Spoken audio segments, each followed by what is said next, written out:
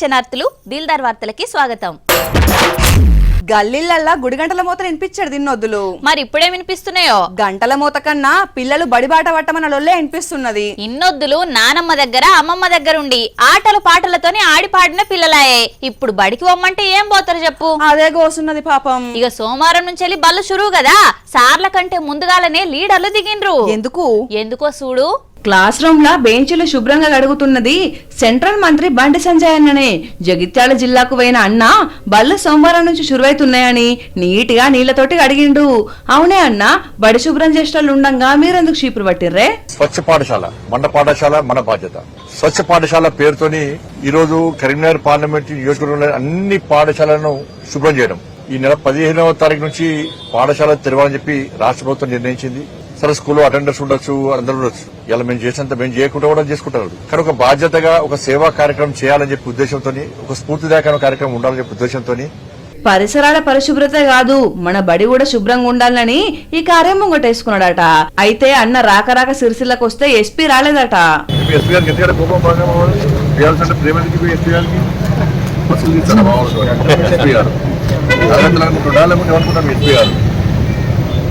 కార్యకర్తల బస్సులు తీస్తారు ఎస్పీ గారు. కేటీఆర్ గారు ప్రేమంటే కేటీఆర్ దిగమని చెప్పి బీఆర్ఎస్ పని ఏమని చెప్తున్నారు ఎస్పీ గారు. ఎక్కడ లోటు వచ్చినా మర్యాదల లోటు రావద్దు కదా. మొత్తానికి మోడీ సారు ప్రధానమంత్రిగా 12 ఏళ్ల ఏలువాడిని పూర్తి చేసుకున్నందుకు పువ్వు గుర్తు లీడర్లు ఫుల్ ఖుషి మీద పనులు చేస్తున్నారు అన్నట్టు. అయ్యో, ఏమున్నా ఈ 2-3 ఏళ్ళేనట కదా చెయ్యి గుర్తులకు పవరు. ఆ తర్వాత మళ్ళా కారు గుర్తులేనట కదా పవర్లకు వచ్చేదని రామన్ అంటున్నాడు కదా. ఊకే సప్పుడియక ఎన్నికలు ఎందుకు చెప్పు? ఏ పార్టీకి ఆ పార్టీనే ప్రకటించుకోమను. ఓ నీ గట్లంటావు. అసలు చెయ్యి గుర్తు పోటీలనే లేదట. ఫస్ట్ కారు, ఆ తర్వాత పువ్వు. ఎక్కడో 3వ జాగల చెయ్యి గుర్తు ఉన్నదట. అదే అంటున్నా కదా, ఓట్లేందుకని ఎవరి కాళ్ళు సీఎం సీటు తయారు చేసుకుని ఏలుకుంటే అయిపోయాయి. అర్థం కాలేదు. ఏమిట్లకేం లేదు, అప్పుడే ఎసర్లకు పెసరపప్పు తెమ్మన్నట్టున్నది. లోకల్ బాడీ ఎన్నికలు ఒడవనే లేదు. ఆ తర్వాత చూద్దాం. చూడు మరి కారు గుర్తు రామని ఏమంటున్నాడు నువ్వే. ఎంపీ ఎన్నికలల్లా పంచాయతీ ఎన్నికలల్లా టక్కరైన కారుకు రిపేర్లు చేసే పనిల పడ్డాడు ఆ పార్టీ డ్రైవరు రామన్న. ఎమ్లాడల కార్యకర్తల పేరంటం పెట్టి పల్లెలల్లా ఈ తాప వచ్చే జెడ్పీటీసీ ఎంపీటీసీ ఎన్నికలకు క్యాడర్ను తయారు చేసేందుకు పోయిండు. టైం బాగలేకపోతే వానపాము కూడా నాగుపాము లెక్క బుసలు కొడుతుంది. గట్లున్నది ఇవాళ పరిస్థితి. మనకు తెలంగాణ తెచ్చి కష్టపడ్డది మీరు, కేసీఆర్ గారి నాయకత్వంలో పోరాటం చేసింది మీరు, కష్టించి చివరికి తెలంగాణ తెచ్చింది మీరు.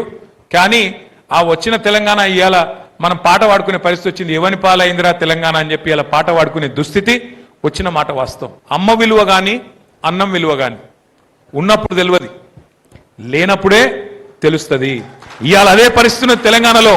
నాడు ఈ అష్ట దరిద్రులు మనం ఏ అభివృద్ధి చేస్తామన్నా అడ్డుకుంటామని రోడ్ల మీదకి వచ్చి ధర్నాలు రాస్తా రోకోలు చేస్తున్నారు. మీరు ఆలోచన చేయండి. ఈనాడు ప్రతిపక్ష హోదా ఉన్నది. రేపు రాబోయే రోజుల్లో ప్రతిపక్ష హోదా కాదు కదా, కారు ఎక్కడానికి కాదు, కారును దొబ్బడానికి కూడా మనిషి దొరకడు. అనుం చెడి మీరు అక్కడెక్కడనో కార్ఖానాలో పోయి కారును టైర్లు లేని కార్లు మనం చూస్తాం. మనం అఫ్జల్గంజ్ ఏరియాలో పోతే అంబాసిడర్ కార్లు ఉంటాయి, దాంట్లో టైర్లు ఉండవు, రాళ్ళు పెట్టి కారు నిలబెట్టి ఉంటుంది. మీ అంబాసిడర్ కార్ కూడా ఫామ్ హౌస్ లా గా పరిస్థితి వస్తుంది. లీడర్ల ఊపు కోపు చూస్తుంటే ఎప్పుడో గాని పట్నంలో మున్సిపాలిటీ ఓట్లకు లోకల్ బాడీ ఓట్లకు ఎన్నికల సంఘం జేగంట కొట్టేటట్టే ఉన్నది. అందుకే 3 పార్టీల లీడర్లు వరుసగా మీటింగ్లతోని క్యాడర్ కు లోపట కలేజ్ ఉంటే కానిది ఏమున్నది, మనిషి అనుకుంటే కానిది ఏమున్నది. ఏమోరా, ఎన్ని మాట్లాడుకున్నా నేను అనుకున్నది అయితే అయితలేదు. గొంతెమ్మ కోరికలు అనుకుంటే ఎట్లయితే?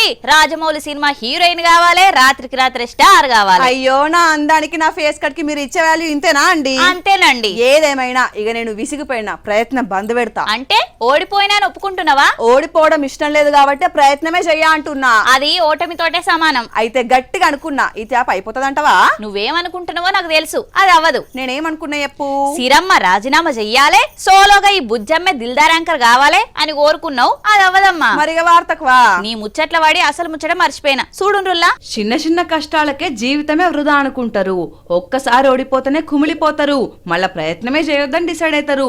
మరి ఈ అన్నకచ్చిన కట్టానికి దేవుడు రాసిన రాతకు ఏమనుకోవాలి ఎప్పుర్రి? ఈయన పేరు వెంకటరమణ.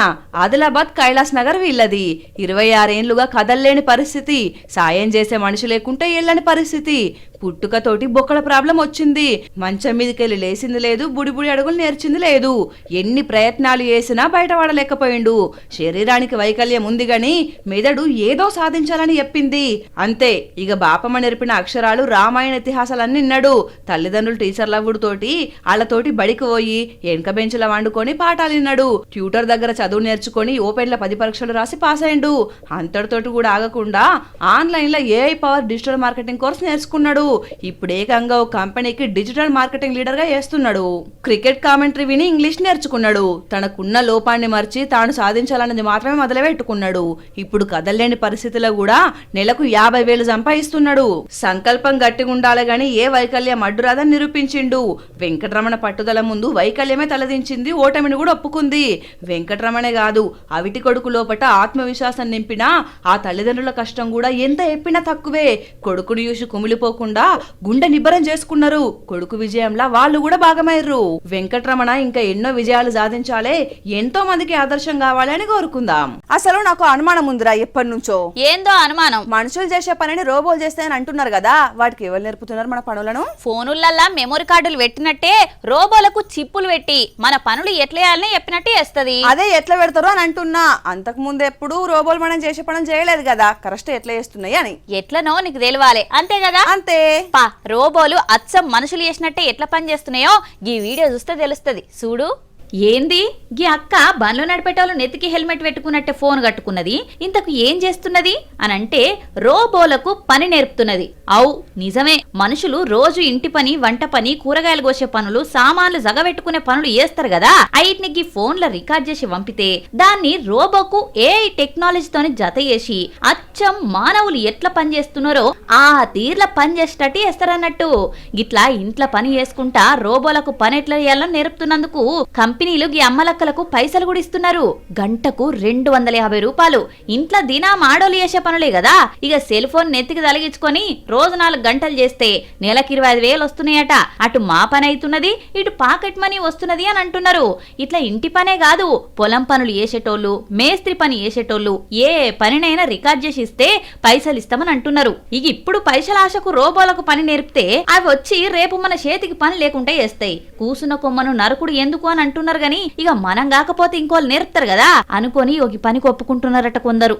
మొన్న మా దోస్తు బర్త్డే పార్టీ అయితే పొట్టు ఎగిరినాం తెలుసారా? ఎందుకు తెలియదు, తెల్లారి మోకాలు నొప్పులు పెట్టి ఆఫీస్ కు సెలవు పెడతావి కదా. నొప్పులు వస్తే వచ్చే గాని డాన్సులు మాత్రం ఇర్రగా తీసినాం. ఇవాళ రేపు 7 దోస్తులు కూడా జానపదాలు పెట్టుడు స్టెప్పులు వేసుడే కదా. ఉండాలరా, ఊకే పనేనా, ఆటపాట కూడా ఉండాలి. అయితే ఆలస్యం ఎందుకు, మొదలు పెడదామా మరి? అన్నా నువ్వు పాటేసుకో. కరువు పనిలా ఎట్లాంటి కళాకారులు ఉన్నారో చూడుండ్రి.